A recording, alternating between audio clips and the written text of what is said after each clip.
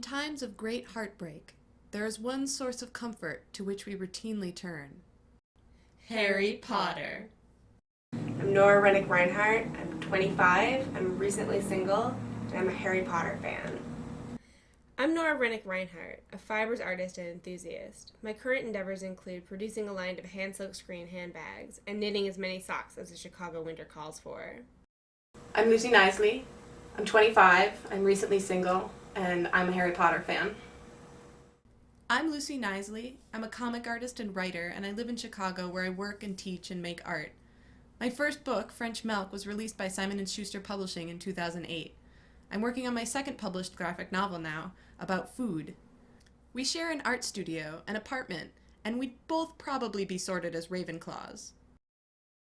J.K. Rowling's first book was released when we were 12, at an ideally impressionable age. These books and movies have been with us as a constant for our entire adolescence and adult lives.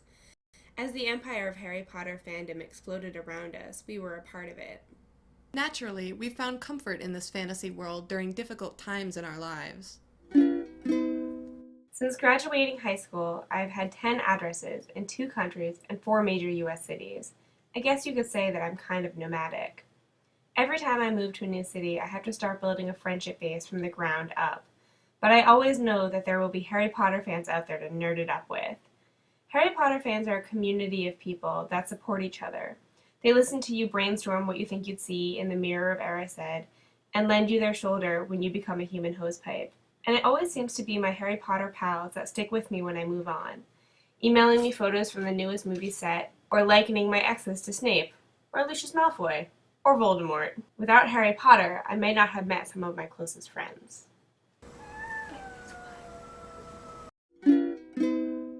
I remember when I had just gotten kicked out of school when I was 16.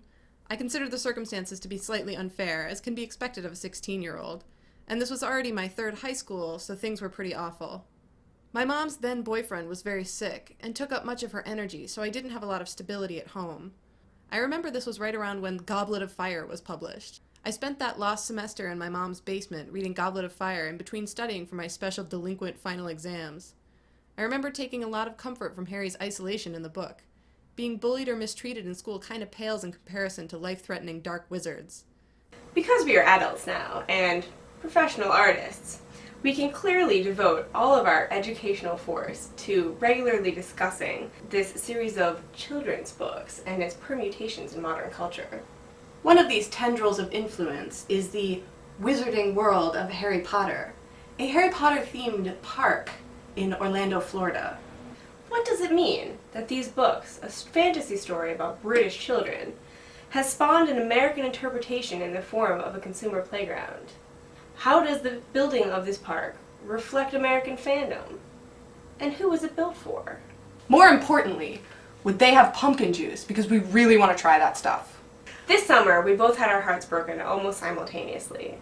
In the face of our depression and desolation and loneliness, what do mature, reasoned artists do? We go to Harry Potter World, yo! So here's the plan. Lucy and I will go to the wizarding world of Harry Potter for 4 days this February.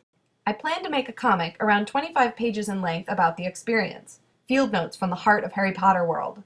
The finished comic will have a beautiful hand-screen-printed cover made by me. We're trying to raise money for the studio adventure and the printing costs of the comic. Here's what you can do to help. $2 to $14 gets you a digital download of this book upon completion of the trip and the comic. $15 to $30 gets you a signed copy of the comic, complete with hand-printed cover. $30 to $50 gets you a copy of the comic, along with a special thanks in the book. $50 and up gets you all this, plus a custom thank you drawing by Lucy Knisley.